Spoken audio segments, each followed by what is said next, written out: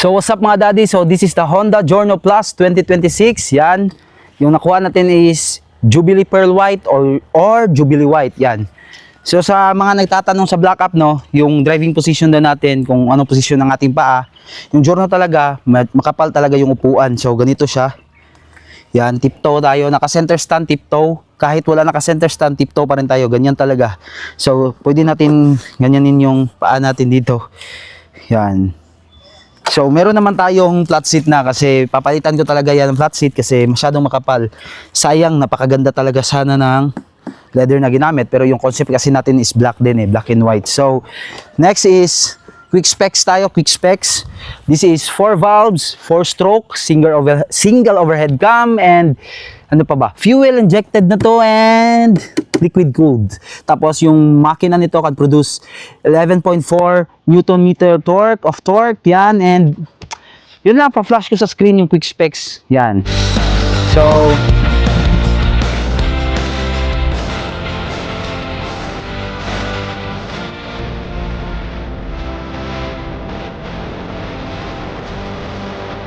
So, the Honda Giorno has a answer box system, no? Na kapag hindi mo makita yung motor mo, yan, sa parking lot, pwede mo yang patunugin. Yan. Pinutin mo lang yung remote, tapos tutunog siya ng beep beep, yung parang ganyan. Tapos ito yung pinaka-remote niya, yan. May casing na po yan. Siyempre, yung darating sa iyo, ibibigay siya yung walang casing kasi binili ko yung casing na yan And it has anti-theft din, na kapag nagalaw yung motor mo, tutunog siya. Pack na ano. Ayun. So wala namang masyadong binago sa 2026, no, compared to 2025. Maliban lang sa grab bar, and sa grab bar lang yata And dito pala sa panel gauge niya. So sa mga 2025, yung black, yung cream at saka yung orange, kung sa grab bar noon is naka chrome silver yun chrome silver. Same dito sa panel, chrome silver din tong garnish dito sa panel. So dito naman sa 2026, kasabayan nito yung yellow, green at saka yung sky blue. So kung anong kulay ng body pairings, yun din yung kulay ng grab bar. Yan, same din sa sa side mirror. Tapos dito tayo sa gulong niya, yan. So mag size po nito is 12, yan, mag size 12. Yan ang kulay niya, parang brown na matte. Tapos duro tire. Yung size ng tire is 190 by 12. Tapos sa likod naman is de 12 pa rin. Yan, duro tire. 110, 90 by 12 naman sa likod. Yan. Tapos ito na yung itsura ng pito niya. Yan, yan. Nakapa-L siya. So madali na lang hanginan. So sa brakes, sa likod is conventional drum brake, no? Yan. Drum brake lang yan dyan. Tapos dito naman is caliper sa harap. Single piston caliper po yan. Nissin yung gamit nila. Like mga Honda mga Honda na mga scooters or mga motor, Nissin talaga yan, single piston caliper. And combi brake po ito, combi brake. So yung combi brake, kung mag-brake ka sa likod, is nagbibigay siya ng 70% braking power sa likod, tapos 30% naman sa harap. Yun yung combi brake. Pero pag preno sa harap, this is my honest, kasi na-drive ko, honest lang tayo, parang mahina yung preno niya talaga sa harap, no? Or nasanay lang tayo dun sa M3 natin na masyadong malakas kasi naka-upgraded nyo na yung caliper nun. Tupat na yun, malakas ang preno. Dito kasi nakakapanibago ba. Yan. Tapos sa suspension dito sa harap, yan lang. Parang 28mm na to yung rod niya. Kasi mataba siya compare sa Honda Click, no? Correct me if I'm wrong, guys, pero parang mataba talaga siya. 28mm yata to. Yan, 28mm na. Yan. Yung rod niya. Tapos sa likod naman is, yung sa likod? Sa likod naman is stock, ganito siya. Yan. 320mm daw to Yan. Yan. Sa panggilid, CVT niya, yan. Conventional CVT, may bola pa rin yan. Sa airbox niya, ESP Plus. ESP Plus pala to. Yung sa Honda Click kasi ESP lang. So, ESP Plus pala to. So, more power, less fuel.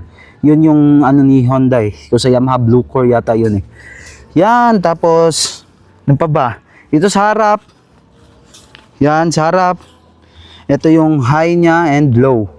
So, let's turn it on. Yan yung ilaw niya. High naman natin. Ito yung low, high, tapos meron siyang strip dito na LED ba yan? Parang LED siya. Yan. Yan. Low, tapos high sa baba, tapos meron siyang strips dito na LED. Yan. So, honest opinion lang, parang nahihinaan ako Nahihinaan ako sa ilaw niya. Yan. Tapos, ito pa ang isa sa mga pinalitan nila kasi sa mga 2025 is dito is chrome silver. So, mas gusto ko to, I prefer kasi black kasi gusto ko talaga yung mga black na kulay. And dito lang natin. Tapos, high dito yung mga buttons niya. High, low, yung ano niya, busina, horn, ganyan lang siya. The signal lights, yan, signal lights. Yan, yung signal lights niya. Yung idling stop system or stop and start, na kapag nag-idle ka ng hindi ka tumatakbo for, naka-stop ka lang for 5 seconds, nag-o-off siya bigla. And yung power button niya, yan. Handle grips, yan, traditional handle grips ni Honda. Yung black nito is sa mga Honda Click, yan. And sa iba pa, pero brown lang yan, same yan ang kulay sa upuan, yan. Tapos yung lever niya, traditional din. Yan, ito parang Honda Click lang talaga to yung panel niya. Yan. Tapos dito sa yan, tin mirror. Yan. Yan yung mga signal lights niya, wala tong hazard. Yan. Dito naman sa pipe niya is straight pipes lang siya, na merong swing arm, straight pipe lang. Gusto ko yung datingan ng straight pipe niya kasi parang classic talaga. Tapos yung ano, radiator niya, liquid cooled gas ito. Tapos yung dipstick niya, napakataas ng palitan ng oil na, napakaganda. Tapos dito may logo dito naka-emboss, it says Giorno Plus. And sa kabilaan yan, Giorno Plus yan. Yung fender niya ang cute. Tapos yan, meron siya LED pala to yung sa taillight niya, LED. Yung garnish niya silver, papalitan natin ng black. Bulb lang yung mga ano niya, yung mga signal lights. So meron reflector dito, parang may ilaw pa nga dito sa baba. Dito may ilaw, yan, may ilaw. Tapos dito yan, ganito o i-open yung ano, yung seat at saka fuel niya.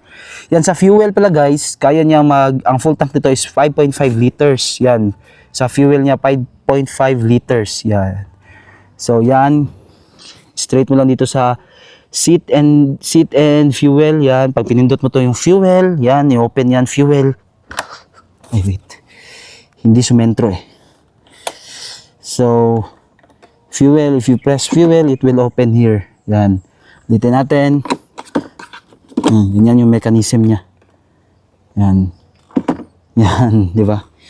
Tapos kung sa seat naman dito, open. Yan. Napakalaki ng U-box niya, no? Tapos meron siyang basic tools, flat and star screw, Phillips screw, pantanggal ng spark plug. Yan. U-box niya, pag sa gabi to, parang may sensor to pag gabi kasi umiilaw to. Umiilaw pag gabi. Yan.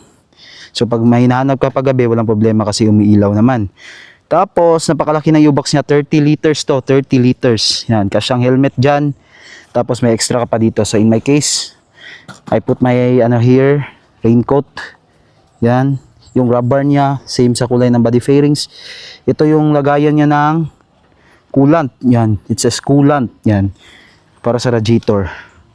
So, yan, ito lang. Mga buttons niya, yan, signal, power, yan. Meron ding hook dito. Hook and yung hook niya foldable horizontally, pag ganyan, jack. Tapos meron siyang parang open dito para isabit. Tapos dito naman kasi yung phone natin dito. Yan. Phone, tapos meron yang type C dito na charger. Type C, yan. Dito ba? Lights natin. Yan. Yan, type C yan, Type C. So, that's so pretty basic, no? Yan, tapos yung brake niya dito, pwede nyo siyang i-lock.